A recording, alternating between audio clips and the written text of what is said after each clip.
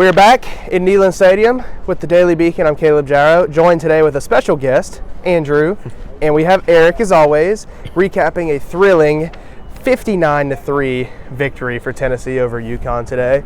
Victory started with a little bit of chippiness down here on the field. For some reason, UConn decided that they were just going to warm up in the end zone we're standing in, which is Tennessee's warm-up end zone, and Tennessee's locker room is right there. Not sure why they did that. Ended up paying for it on the field. We'll start with you today, Eric. What was your biggest takeaway from this game? I mean, you saw the explosive plays return. You had a two 82-yard plays, one a Jalen Wright run. I can't say that. And then you had an 82-yarder to Squirrel White, and then in between that you had a 60-yarder to Ramel Keaton, where there wasn't a defender within 30 yards of him. So I mean, you saw those explosive plays return. I really did not like the defensive performance. You break the record of three defensive touchdowns in the game, but other than that, the first half pass defense was not good to me. It only contributed to 3 points, but that was, if I did have to take something bad away, it'd be the pass defense. All right, Andrew, we'll pivot to you. UConn did score 3 points and had 17 first downs, and they threw for 221 yards. So yeah. Eric didn't like the pass defense. I get it, but at the end of the day, in Tim Banks' defense, if you don't give up points, that's kind of the goal of the defense. Yeah, very much. It's a bend but don't break style of defense. You know, you're going to give up your yards, you're going to give up your first downs, but ultimately, if you're limiting to 3, or in this case today, a lot of zeros, you're having a successful day if you're Tim Banks. And, you know, you mentioned the record. Like, it's hard to complain when the defense spots you 21 themselves. So I mean, it's hard to beat, but I'm just nitpicking at this point. But yeah, and I mean, Tennessee on the offensive end had 650 yards. My biggest takeaway from today would be the fact that in the one game this season, you've had the opportunity to see extended reps from Nico Iamaleava. He only plays 2 drives. We didn't really get an answer as to why. I mean, he looked fine. It wasn't like he made massive mistakes. He looked really good in the first 2 drives. He did everything that we know that he can do, which is showcase that natural pocket presence, get the ball out on the run, and do stuff that you can't really teach. Like, you can't teach the way he moves in the pocket or runs. He had a big run, a scramble up the middle too. Andrew, what did you see out of him? I know you're writing about some of the newcomers after this game. Yeah, I mean, Nico really did look good out there. He looked very decisive in his decision-making, which I thought was huge, especially early in the year. Think about the season opener against Virginia. At times, took an extra beat or two to make that decision to make that throw, but today, really comfortable back there. And, yeah, you mentioned the ability with his feet, that 25-yard scramble you mentioned. Would have been longer if he didn't trip on the old Shield Watkins field over here. So, very good performance out of him, I would say. You know, definitely looked better than maybe a traditional freshman, looking more and more like an experienced ball player. Yeah, and we saw Joe Milton with an efficient 11 of 14, 254 yards and 2 touchdowns before Nico came in. It took 2 Jalen Wright runs on the first drive to score a touchdown, and then they started passing in the second drive. We didn't really see that offense do as well. Then Joe kind of got into his stride, found a wide open Ramel Keaton, like you said. Squirrel White hit him for a nice ball over the middle on a post route. It was really probably one of his better throws of the year, hit him in stride.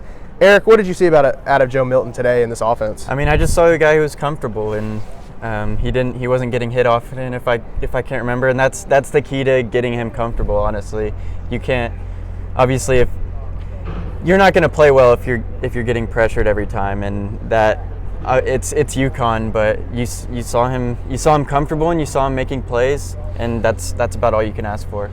I do want to dive a little bit more into the defense, because we talked about it a lot in there and a lot tonight. I mean, like Andrew said, it was the first time they've scored 3 defensive touchdowns since they began keeping records in 1949. So it's been a very long time, if it ever happened previously. I mean, you saw Gabe Judulali force a fumble and then Tyler Barron scoop and score, and you found 2 pick sixes, which that pass defense has not been good.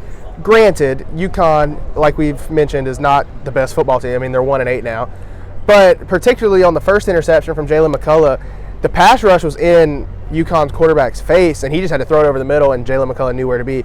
Aaron Beasley talked about it in there. If you're looking at a play sheet, really he was in the wrong spot, but he felt like the quarterback was going to throw the ball right there, ended up catching it and diving for the pylon for a pick 6. So, Andrew, this pass defense, while they do have their issues, and a lot of it I feel like is play calling, just sitting in a soft zone, I mean, 2 interceptions, 2 pick 6s is a pretty good day, I would say. Yeah, I mean, you really can't say that much more than that. It's a solid day at the office for the defensive backs, all things considered. It is interesting to see how the defense will continue to grow without Kamal Haddon. I feel like as time has went on, we've seen that kind of may play even bigger of a factor starting last week and now this week as well, though kind of hidden by the fact you are playing UConn. But, I do think that ultimately, it's going to be interesting to see what other guys step up, whether it might be a Gabe Giuliani or a Nico Slaughter, just guys like that, just kind of step up and fill that role. And, today they did a fine enough job that you need to do against UConn to do that. Yeah, I mean, at the end of the day, they did take care of business. Homecoming, got the job done. Al Wilson, Fred White, and Jamal Lewis were all honored before the game, right where we're standing. So at the end of the day, you do get the job done. Lots of takeaway, a lot of freshmen that performed well. Andrew's got that. Eric's got 3 takeaways coming. Just kind of to leave here, I'll start with you, Eric. What would you say going forward is your biggest thing, or biggest, I don't want to say takeaway because I already asked for your biggest takeaway, but maybe growing moving forward, or the road trip to Missouri next week has gone from preseason, you chalked it up as a W, to now that's probably going to be a tough game. What do you think for this team is the biggest item moving forward? I'm going to go back to being nitpicky. It's the pass defense. I think the stat was, I can't remember their quarterback's name, but he threw for 200 yards in the first half, and they were moving the ball effectively. You didn't break. I'm not going to sit here and say that that's not a positive, but when you have Brady Cook, who's playing really good football right now, that's the main reason I'm kind of skeptical about what's going to happen next week, is because you saw Devin Leary last week throw for 372 when I think he was averaging barely over 100 per game in SEC play, and that's just, like I said, I'm being nitpicky, but at the same time, it's definitely a concern. So I think you have to see at least. It has to be a whole group thing for the secondary, but I think there's one guy that's going to have to be that shutdown guy and kind of set the tone for everything. Yeah, and I don't know how much of that is really on the players at this point, or it just feels like they're always in a soft zone. And you're right, tonight against UConn, or today against UConn, it was a noon kickoff, hate noon kickoffs. Today against UConn, I mean, UConn probably just doesn't have the athletes to take advantage of the soft zone. But when you get, like you said, Brady Cook and some of those 5-star wide receivers that they have on the outside, you get that soft zone defense. I mean, they'll find success. Missouri will against this Tennessee defense if they keep sitting in that soft zone and just nitpick all day like you saw with Devin Leary. Andrew, I'll pivot to you. What will be your biggest kind of thing moving forward, item you take away from this game? I mean, for me, I think it was the fact you didn't see any major injuries today. I think that's kind of the biggest thing for me in terms of moving forward. Joe Milton's healthy, the running back core is healthy. All your wide receivers that came into the game healthy are still pretty healthy. So, you have your core offense still there, and that's going to be big next week in Columbia. Yeah. For me, I would say running backs, Jalen Wright, 8 carries, 113 yards. Obviously, an 82-yard run, 83-yard run helps that to begin the game. But still, when you go to Missouri, Columbia, it's going to be cold. It's probably not going to be fun to play in that environment. Your run game will transfer no matter where you go. It'll translate. Kind of like how they say defense translates.